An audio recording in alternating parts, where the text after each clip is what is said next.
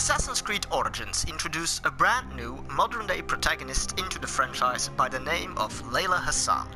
At E3 this year, Assassin's Creed Odyssey was announced, and in various interviews it has been confirmed that Layla will return in Odyssey as well.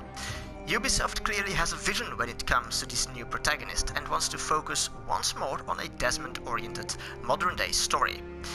Layla will play an important part in the modern-day story of the Assassin's Creed franchise, and I personally believe that Layla Hassan might even be a descendant of Eve, which would imply that she has a big role in the coming years. I am Matty of the Band Brothers, and in today's video I am going to explain why I think that Layla might be a descendant of Eve. So, let's get to it. First of all, for those who haven't played the previous Assassin's Creed games, or just don't remember who Eve is, don't need to worry, because I am here to tell you who Eve actually was. The first civilization, or the Isu as they are also called, built the human race in such a way that humans were programmed to obey them through so-called apples of Eden. Eve, together with Adam, were the first humans that were capable of resisting the doctrine of the Isu and were the first to break free from their masters. For the first time, Adam and Eve could think for themselves, and this concept of free will become very important later on in the video. But for now, it suffices to say that Eve was the very first human that was not under influence of the apple due to the lack of certain neurotransmitters and was free from the enslaving Isu. Let's get back to Layla. In Assassin's Creed Origins, Layla can visit several Isu temples through the memories of Bayek, and each temple contains a message which is specifically addressed to Layla. These messages don't make a lot of sense when you watch them separately, but if you put them all together, they provide Layla with a warning, a new and inevitable threat, and how she can stop it. But it is said in a very cryptic way.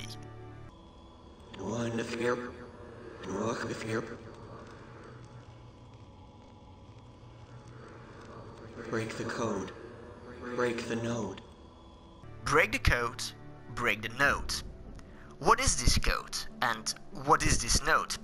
To understand why I believe that Layla is a descendant of Eve, we need to understand what the code and what the node are, and what that message actually means. In one of the temples, the messenger tells that the code is time, and that time is an integral part of reality. But we, as humans, cannot yet perceive or read time in the way the Isu were capable of doing. For us, time is just something that passes, but for the Isu, time is so much more. By controlling and reading time, the Isu can alter and create different types of realities. That is how the Isu were capable of calculating and deciding when and where they had to establish their messages, so that Ezio and now Bayek could pass on messages to Desmond and Layla respectively. The Isu can manipulate time in ways we as humans cannot even imagine. But let's hear how the messenger tells it. It is the one rule which applies to us all. Immutable, inescapable. The code is a bridge, a single point of cohesion between your civilization and mine. It is a language that can be read, that tells of what was, what is, and what will be. A language that we who came before can read, though you cannot. The code is time, and time is code. As for what the node is, let's listen to another message. Linear continuity is a simulation that allows for variations. Within the linear continuity, there are nodes, choke points, moments where algorithms converge the flows of superposed possibilities to a single moment, where only one absolute truth is possible. Paths are fluid, continuous. Nodes are static, changeless.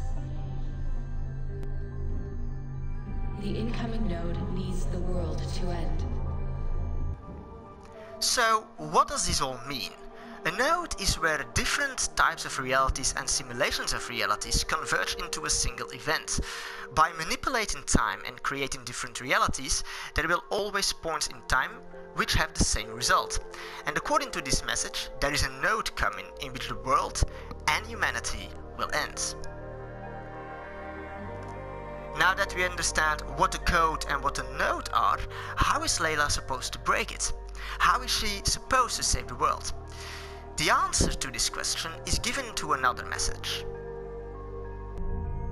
The real cage is not around you. It is in you. Your mind will not allow you to wander in uncharted territories. A Faraday cage for the mind. A concealed straitjacket.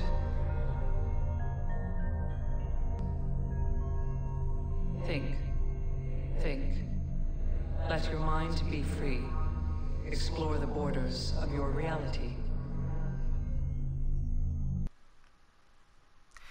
The issue designed us in such a way that we cannot perceive time as they do. Therefore, Layla needs to free her mind, unlock the cage, so that she can see time in the way the Isu did.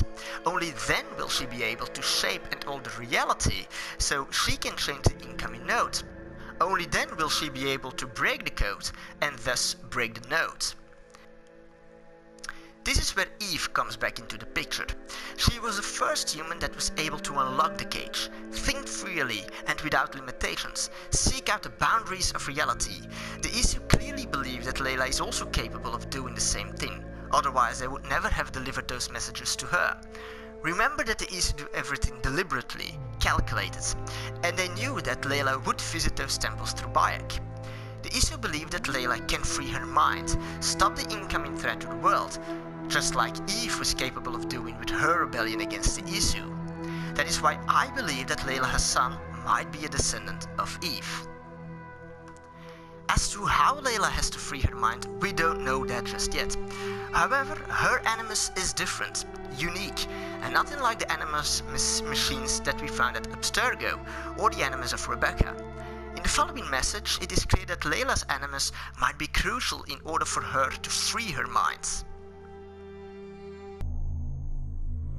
Your animus is different, as is the mind that imagined it. It could escape the code.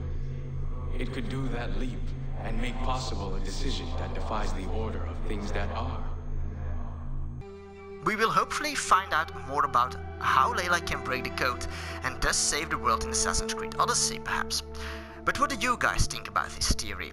I would love to hear your thoughts in the comment section down below. If you enjoyed the video, then please feel free to leave a like, as it is always appreciated, and consider subscribing for more Assassin's Creed Odyssey content. I will see you in the next video. Goodbye.